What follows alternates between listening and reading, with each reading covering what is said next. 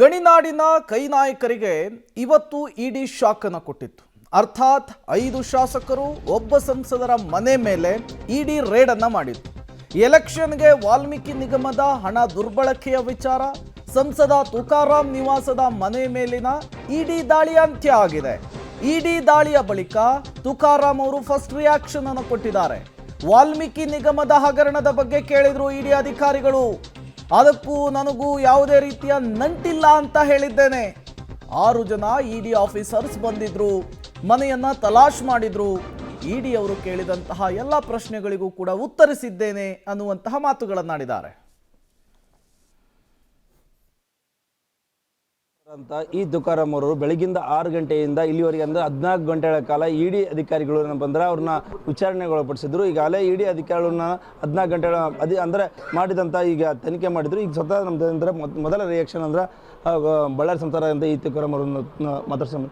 Sir, ಈಗ ಇಡಿ ಅಧಿಕಾರಿಗಳು ಬೆಳಿಗ್ಗೆ ಎಷ್ಟು ಗಂಟೆಗೆ ಬಂದರು? ಏನೆಲ್ಲ ನಿಮ್ಗೆ ಒಂದು ಕಡೆ ಆತಂಕ ಆಗಿರ್ಬೇಕು? ಸಡಗ ಅಧಿಕಾರಿಗೆ ಬಂದಾಗ ಏನು?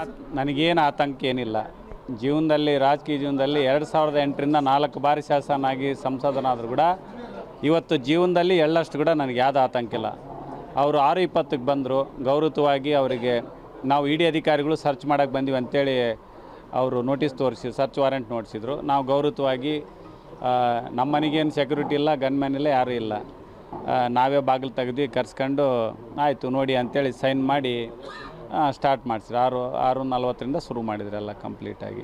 ಇದು ವಾಲ್ಮೀಕಿ ಹಗರಣದಲ್ಲಿ ಅಂದರೆ ಹಗರಣ ಆಗಿದೆ, ಅಮೌಂಟ್ ಎಲ್ಲ MP ಎಲೆಕ್ಷನಲ್ಲಿ ಅಂದರೆ ನಿಮ್ಮ ಲೋಕಸಭಾ ಚುನಾವಣೆಯಲ್ಲಿ ಹಣ ಹಂಚಿಕೆ ಆಯಿತು ಅಂತ BJP ಮುಖಂಡರ ಅದು ಆರೋಪ ಮಾಡಿದ್ರು. ಆ ಕಾರಣಕ್ಕಾಗಿ ಬಂದಿದ್ದಾರೆ. ನಾನು ಈ ವಿಷಯಕ್ಕೂ ಅವ್ರು ಆರೋಪ ಮಾಡೋದಕ್ಕೆ ಯಾವುದೂ ಸಂಬಂಧ ಏನಿಲ್ಲ. ಅವ್ರಿಗೇನು ಉತ್ತರ ಕೊಡಬೇಕೋ ನಾನೆಲ್ಲ ಕೊಡ್ತೀನಿ. ಮುಂದಿನ ದಿನದಲ್ಲಿ ಅವ್ರು ಇನ್ನೂ ಏನು ಮಾಹಿತಿ ಕೇಳ್ತಾರೆ ಅದು ಕೊಡ್ಲಿಕ್ಕೆ ನಾನು ಸಿದ್ಧನಿದ್ದೀನಿ. ಎಲ್ಲೇ ಒಂದು ಕಡೆ ಅಂದರೆ ಸಂಸದರು ಮತ್ತು ಅಕ್ಕರು ಶಾಸಕರಾಗಿರೋದ್ರಿಂದ ಇಲ್ಲೇ ಅಂದರೆ ಕಾರ್ಯಕರ್ತರು, ನಿಮ್ಮ ಕಾಂಗ್ರೆಸ್ ಕಾರ್ಯಕರ್ತರಲ್ಲೇ ಆತಂಕ ಆಗಿತ್ತಾ ಏನು ಕತೆ? ಏನೇನಿಲ್ಲ, ಅವ್ರಿಗೆಲ್ಲರೂ ಕೂಡ ವಿಶ್ವಾಸ ಇದೆ.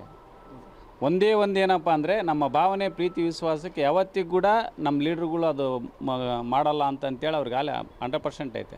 ಅದಕ್ಕೆ ತಕ್ಕಂಗೆ ನಾನು ಕೂಡ ನಡ್ಕೊಂತಿದ್ದೀನಿ.